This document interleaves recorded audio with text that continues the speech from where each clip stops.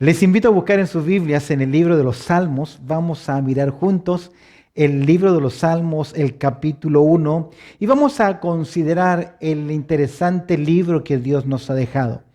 Es interesante que Dios dice en su palabra en Juan capítulo 4 que Dios busca adoradores. Y el libro mayor, el libro principal, el libro con más capítulos es un himnario, que es el libro de los Salmos. Y mira conmigo el Salmo capítulo 1, desde el verso 1 en adelante. Mira lo que dice la palabra del Señor. Bienaventurado el varón que no anduvo en consejos de malos, ni estuvo en caminos de pecadores, ni en silla de escarnecedores se ha sentado, sino que en la ley de Jehová está su delicia, y en su ley medita de día y de noche. Será como árbol plantado junto a corrientes de agua, que da su fruto en su tiempo, y su hoja no cae, y todo lo que hace prosperará. Todos juntos. No así los malos, que son como el tamo que arrebata el viento. Por tanto, no se levantarán los malos en el juicio, ni los pecadores en la congregación de los justos, porque Jehová conoce el camino de los justos, mas la senda de los malos perecerá. Interesantemente, los salmos constituían el himnario de Israel. Se pone de manifiesto que a Dios le interesa la alabanza de su pueblo. Sin duda alguna, Dios inspiró y preservó los salmos porque reflejan, escúcheme bien, de una manera precisa toda la gama de las emociones humanas. Los miedos, las alegrías, las tristezas, las dudas, el pecado, la envidia, la confianza, el dolor, la distancia, la persecución. Todas esas emociones y estas características están en este interesante libro de los Salmos. Es por eso que muchas personas en momentos de aflicciones, en momentos difíciles, recurren ¿a qué? Al libro de los Salmos como un manual de inspiración. Y obviamente lo es, porque registrado en estos 150 capítulos encontramos experiencias como las que a veces vivimos, difíciles, pero que podemos encontrar consuelo de parte de Dios. A través de la historia del cristianismo, los salmos han ayudado al pueblo de Dios a encontrar el camino a través de las diversas experiencias de la vida. ¿Quién no ha recurrido a los salmos en algún momento difícil? ¿Lo ha hecho usted? ¿Amén? ¿Cuántas veces no hemos mirado en los salmos las promesas de Dios? Y saltan en nuestra mente versículos. Desde la niñez yo aprendí algunos salmos, al igual que mis hijos, y es posible que tú también. Este salmo es una instrucción muy interesante, el capítulo 1. Es un salmo, es una introducción muy apropiada para el salterio, ya que comienza afirmando la bendición, lo dichoso que es aquel hombre que confía en Dios. ¿Qué aprendemos de este salmo? ¿Qué aprendemos de este hombre o esta mujer dichosa? En primer lugar, quiero que observes conmigo la conducta del hombre dichoso o bienaventurado. Comienza el texto diciendo bienaventurado. Describe a aquella persona que anda, escúchame bien, en comunión con Dios. Un bienaventurado es una persona que anda en comunión con Dios. Al tener resuelta su relación con Dios, el hombre disfruta, es dichoso. Es la misma palabra que nuestro Señor Jesucristo declaró en el gran sermón de las bienaventuranzas. Bienaventurados, doblemente felices o dichosos. La persona que anda en una verdadera comunión con Dios, que tiene relación con Dios, puede sentirse como dichosa, bienaventurada, feliz. Esta persona a lo largo de toda su vida ha logrado tomar decisiones importantes. ¿Por qué este bienaventurado en su vida toma decisiones importantes? Porque hay en su corazón algo, temor de Dios. ¿Y qué dice el libro de Proverbios en el capítulo 1, verso 7 acerca del temor de Dios? Es el principio ¿de qué? De toda sabiduría. Un hombre de devoción, un hombre que anda en comunión con Dios, sabrá tomar decisiones sabias en su vida. En sus decisiones este hombre hay ciertas cosas que no hará. No las va a hacer porque se siente obligado, sino porque entiende que su vida, sus pasos deben honrar al Señor. Ese Salmo 40, verso 4 que dice, bienaventurado el hombre que puso en Jehová su confianza. Conoce a Dios, el bienaventurado. Es dichoso porque conoce a Dios Es dichoso porque camina en la voluntad de Dios. Es dichoso porque conoce la palabra de Dios. El hombre y la mujer de Dios deben aborrecer todo aquello que no está en conformidad con el carácter de Dios. Aunque estas prácticas parezcan satisfactorias, recuerde que la carne se deleita en contra de los principios de la palabra de Dios. En la lectura de Romanos que leíamos con nuestro hermano, es interesante una porción que los que andan en la carne, dice Pablo, no agradan a Dios. Aquí tenemos un hombre dichoso, feliz, porque tiene una buena comunión con Dios. Mira las decisiones que este hombre toma. Las toma no por imposición, las toma porque, escúchame bien, quien camina en comunión con Dios, quien tiene comunión con Dios, ama lo que Dios ama y rechaza lo que Dios rechaza. ¿Por qué? Porque conoce a su Dios, porque hay temor en su vida. Y mira las decisiones que este hombre, mira la conducta del hombre bienaventurado, mira las decisiones que este hombre toma. En primer lugar, no hay lugar en su vida ¿para qué? Malos consejos. No los atiende porque él se deleita no en el consejo del hombre, se deleita en ¿qué? En el consejo de la palabra de Dios. Bienaventurado es porque no anduvo ¿qué? En consejos de malos. Este hombre sabe que el consejo de ellos no va dirigido por la sabiduría de Dios, sino la filosofía de este mundo. El consejo, los malos consejos, no los obedece porque están en contra de los principios de Dios. Haz lo que a ti te parece, dicen algunos. Si te gusta, hazlo. Si te satisface, ¿por qué no hacerlo? Muchas de estas cosas posiblemente no son contrarias a ¿qué? A la palabra de Dios. Cuando Eva fue seducido por la serpiente, sedujo en sus sentimientos. Si te sientes bien, ¿quieres alcanzar esa sabiduría? ¿Quieres alcanzar ese conocimiento? Hazlo. Satisfácete. Es interesante. El hombre bienaventurado, el hombre feliz, el hombre dichoso, no hay lugar en su vida ¿para qué? Para malos consejos. No anduvo en consejos de malos. En segundo lugar, no hay lugar en su vida ¿para qué? Malos caminos. Caminos, dice el texto, ni estuvo en caminos de pecadores. No participa del camino de aquellos que deliberadamente transgreden las leyes de Dios. Jesús habla de este camino, porque ancha es la puerta y espacioso el camino que lleva a la perdición, y muchos son los que entran por ella, pero por el camino angosto, por el camino estrecho, son pocos. Recuerdo aquel día que mi madre oficialmente me entregaba mi dormitorio, mi pieza.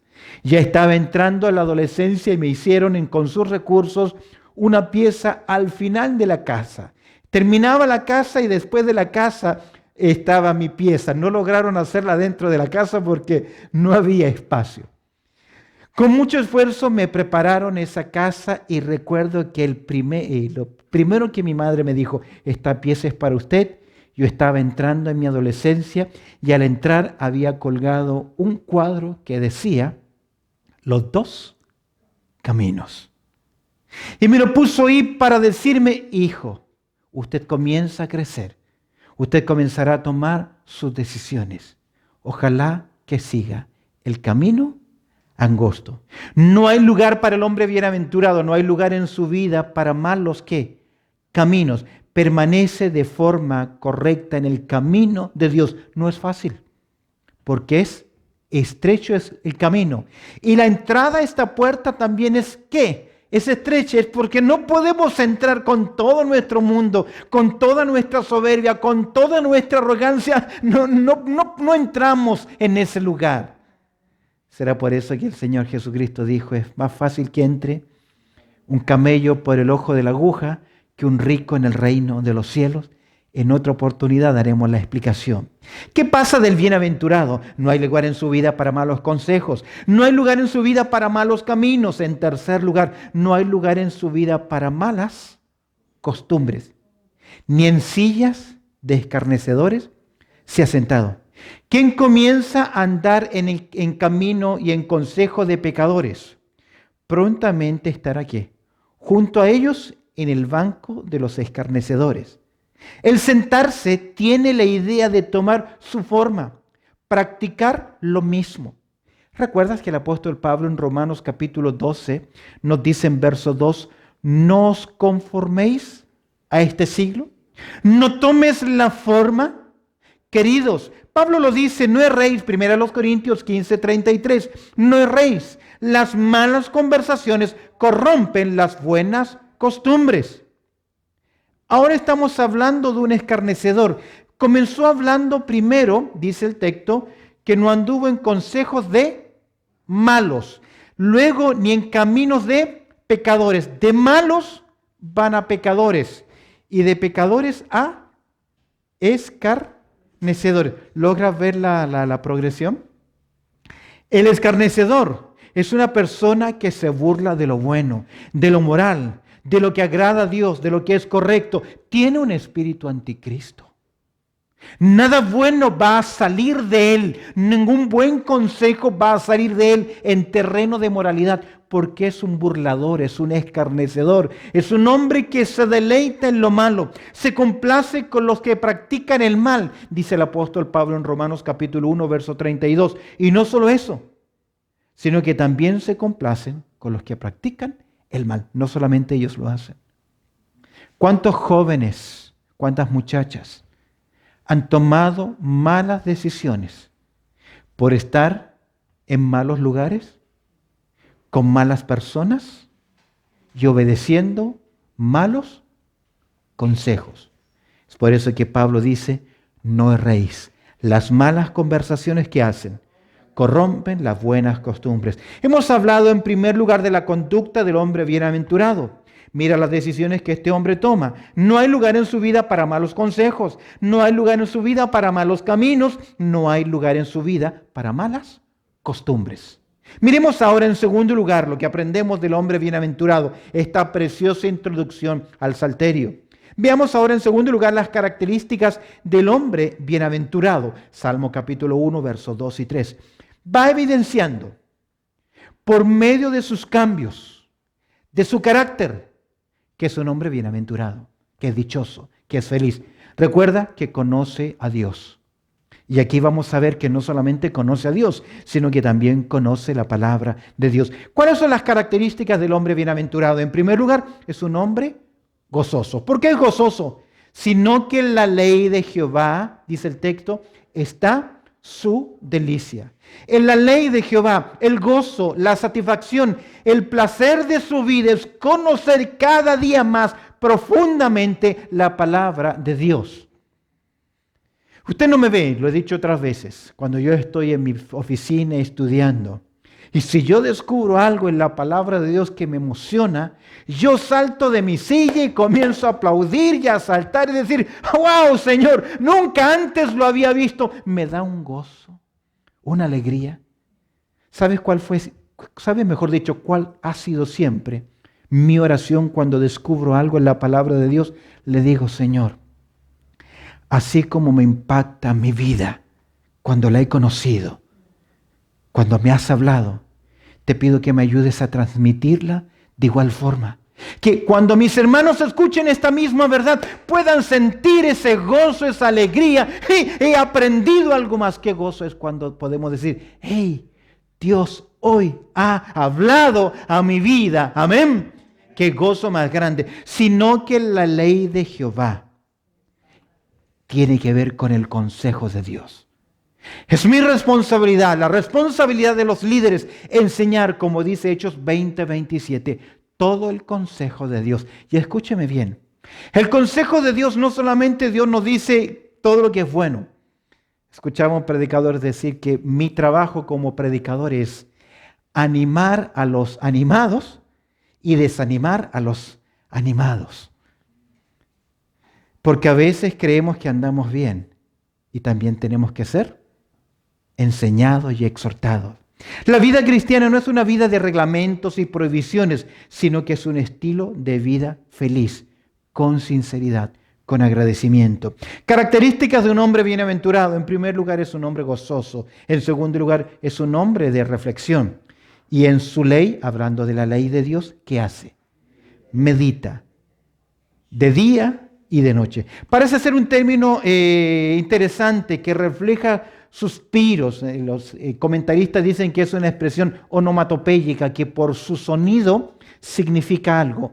Las palabras en el hebreo, en su ley medita de día y de noche. Es una palabra onomatopéyica. Les explico lo que son palabras onomatopéyicas. Tic-tac. ¿Qué es tic-tac? Zig-zag, ping-pong, ding-dong.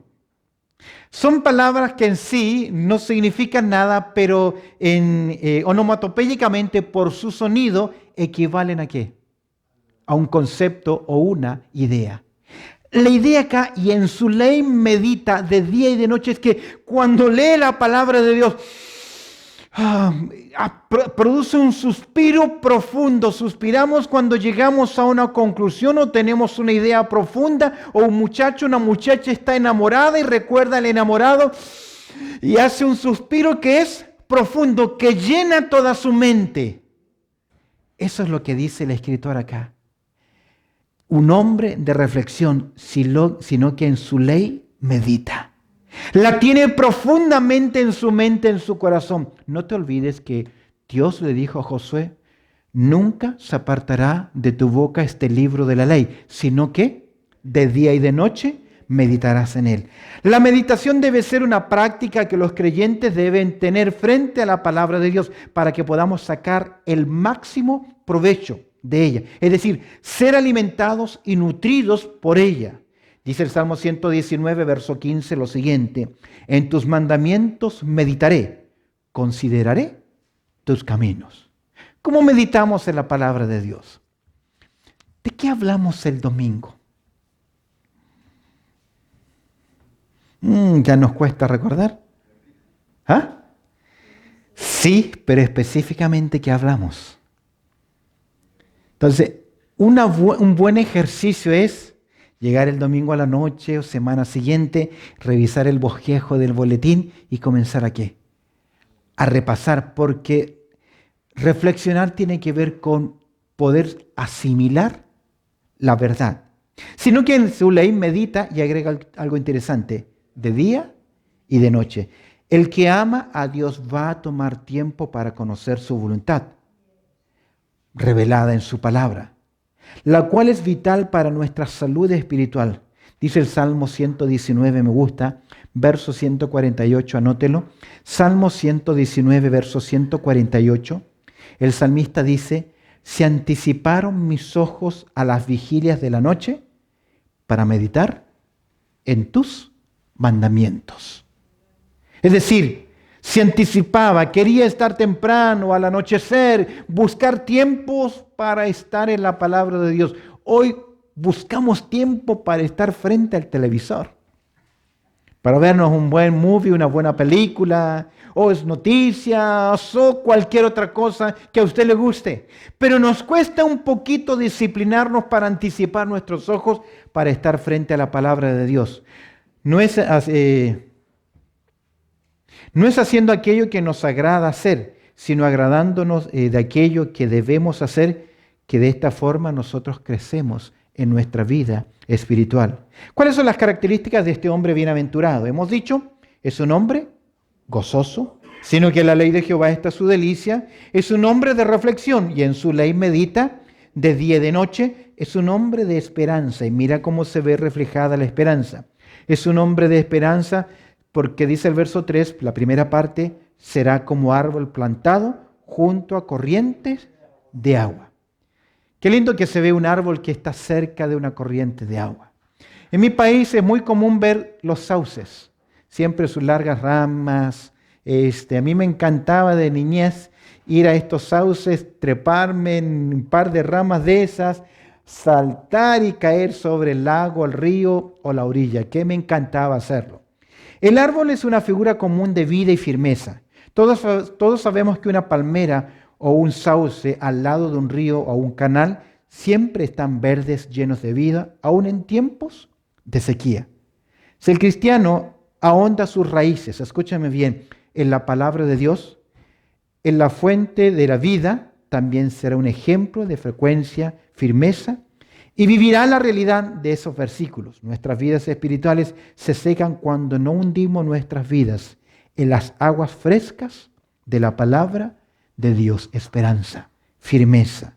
Es un hombre de esperanza, pero el mismo verso 3 también nos dice que es un hombre que es fructífero. ¿Por qué? Que da su fruto en su tiempo.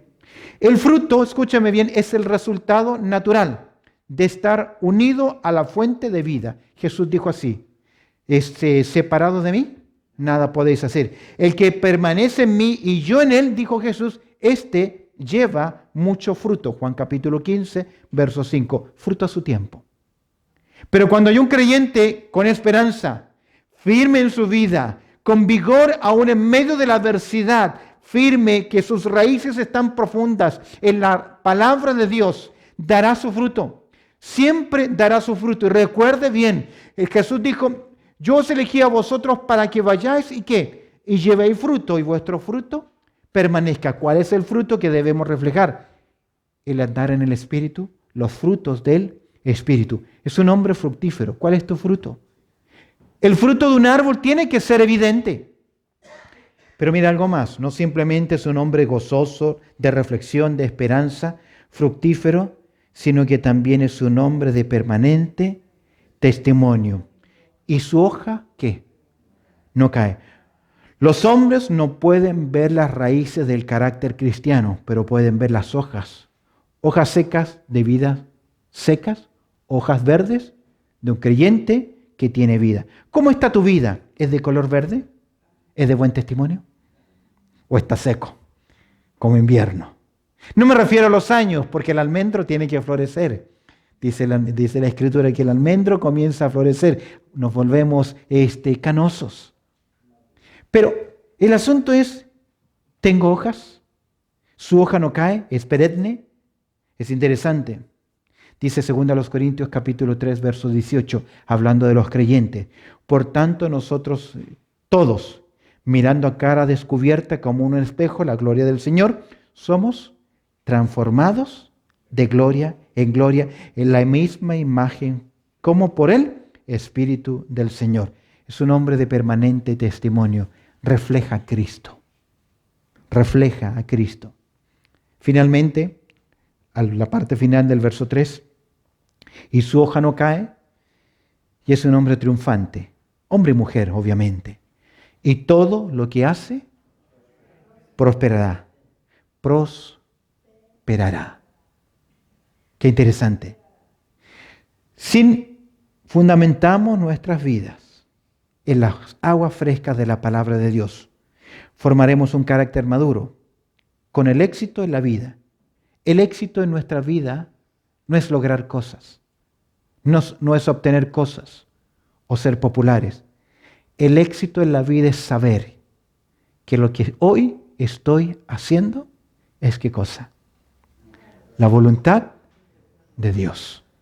A veces serán situaciones difíciles, pero las enfrentaremos con firmeza porque sabemos que es ¿qué cosa? La voluntad de Dios. Se lo dijo Dios a Josué, ya lo habíamos dicho. Nunca se apartará de tu boca este libro de la ley, sino que de día y de noche meditarás en él, para que guardes y hagas conforme a todo lo que en él está escrito, y entonces harás prosperar tu camino y todo te saldrá bien. El triunfo, el éxito en la vida es saber que lo que estoy viviendo y lo que me estoy encaminando es la voluntad de Dios en mi vida y respondo a ella en obediencia a la palabra de Dios. Tal vez te tiene a ti regando tu jardín con una cucharita de té. Y ahí estás.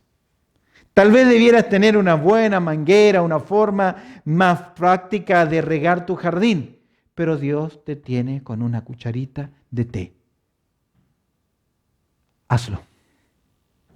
Esa es la voluntad de Dios para tu vida. Dios quiere que hagas eso. Una vez que nosotros somos obedientes y entendemos su palabra, podemos decir, Señor, tengo triunfo en victoria. La victoria no es lograr todo lo que yo quiero. La victoria es lograr lo que Dios nos permite en el diario vivir. Hemos hablado de la conducta del hombre bienaventurado. Hemos hablado de las características del hombre bienaventurado. Terminemos rápidamente versos 4 al 6 para cerrar el Salmo capítulo 1. El contraste con el hombre que no es bienaventurado porque no teme a Dios. ¿Qué pasa con ellos? Mira cómo comienza el verso 4. ¿Cómo comienza? No así los malos. Es un contraste. Es un contraste serio. Primero habló de un bienaventurado, un doblemente feliz, un temeroso de Dios, que conoce y cumple la palabra de Dios, que quiere vivir la palabra de Dios, que quiere obedecer a Dios. Pero aquí encontramos ahora, no así los malos. Vemos un gran contraste en la vida de este hombre. Es un malo. Mira, ¿y cómo es la característica de este hombre? ¿Cuál es el contraste? En el mal camino, mira, qué interesante, no hay, ¿qué cosa?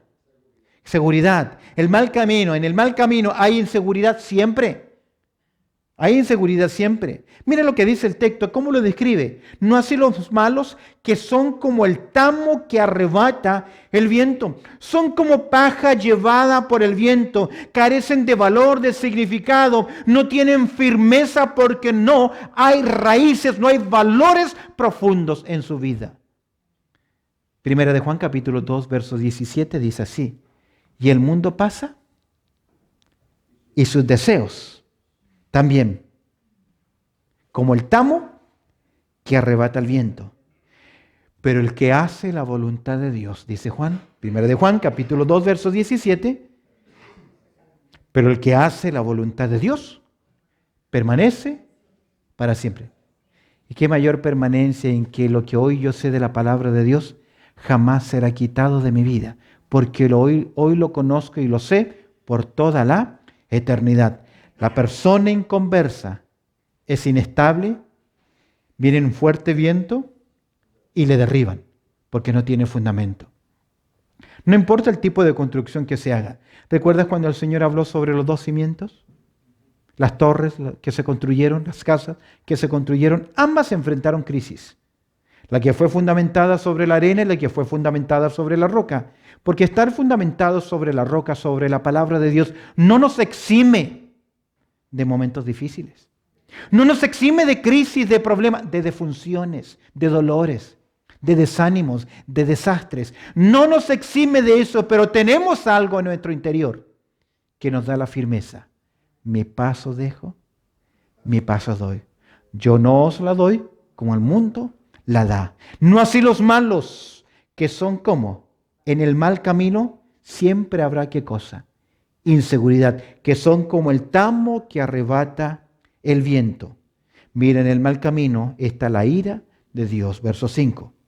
Mira la conclusión. Por tanto, no se levantarán los malos en el juicio. No hay quien los defienda. No tendrán derecho a apelación. Porque si están ahí es porque merecen un juicio. Sabemos que todo hombre inconverso comparecerá ante el gran trono blanco de Dios. Pablo lo expresó así en Hechos capítulo 17, verso 31.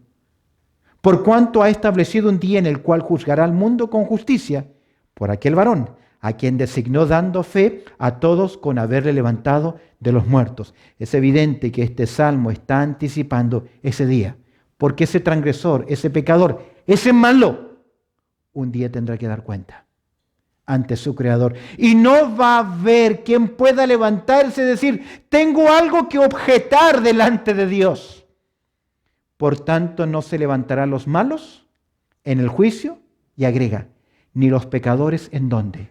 En la congregación de los justos. Dios va a separar, como se separa el trigo de la paja, lo bueno de lo malo, el trigo de la cizaña. No estará el malo con el creyente para siempre. Tal vez hoy en la tierra, en la espiga de cizaña y la espiga de trigo crecen juntos, pero allá en los cielos, en el reino de Dios, solamente morarán los hijos de Dios, y los inconversos estarán completamente ¿qué? Separados de los hijos de Dios. Ni los pecadores en la congregación ¿de quién? De los justos. ¿Por qué? Porque Jehová conoce el camino de los justos. Es decir, Él conoce tu vida y mi vida. Mas la senda de los malos perecerá. El hombre malo del Salmo 1 es aquel que rehúsa conocer la verdad de Dios. Por lo tanto, él mismo va labrando, construyendo su propio destino. Dos sendas, dos caminos, dos destinos. Soy yo quien toma la decisión. Tal vez quienes hoy nos están oyendo, o tal vez quienes nos vean. En la vida solamente hay dos caminos, hay dos destinos, hay dos finales. Y el mejor camino es conocer a Cristo como nuestro Salvador personal y ser ¿qué cosa? Un bienaventurado, pero no así los malos, que son como el tamo que arrebata el viento. Por tanto, no se levantarán los malos en el juicio, ni los pecadores en la congregación de los justos, porque Jehová conoce el camino de los justos, mas la senda de los malos perecerá, porque la paga del pecado es muerte. Oremos al Señor. Bendito Padre Celestial, te damos gracias por tu amor y también por tu cuidado, porque tú eres bueno, Señor, y nos das de tu gracia, de tu perdón, de tu cuidado. Y hoy, Señor, nos haces ver a través de tu palabra dos caminos, dos destinos, dos puertas. Y uno toma la decisión, el ser humano. Te pido, Señor, que tal vez los que hoy nos están oyendo a través del medio de audio o nos están viendo, Señor, te pido que tú puedas hablar a sus corazones. Somos libres de tomar la decisión que queramos, pero no somos libres de tomar las consecuencias de esa decisión. Te pido, Señor, que tú nos ayudes a caminar en ese camino de bienaventurado, dichoso, feliz, dando fruto, testimonio para tu gloria. Te agradezco, Señor, por tu palabra, que nos ayuda y nos confirma que tú conoces la senda de los justos. Tú conoces nuestro camino, nuestras luchas, nuestras fraquezas, nuestras debilidades. Pero queremos servirte y oramos, Señor, que en ese camino, aunque a veces nuestras rodillas caen, Señor, pueda fortalecernos para seguir adelante, porque en ti, buen Dios, hemos puesto nuestra confianza. En Cristo Jesús oramos. Amén y amén.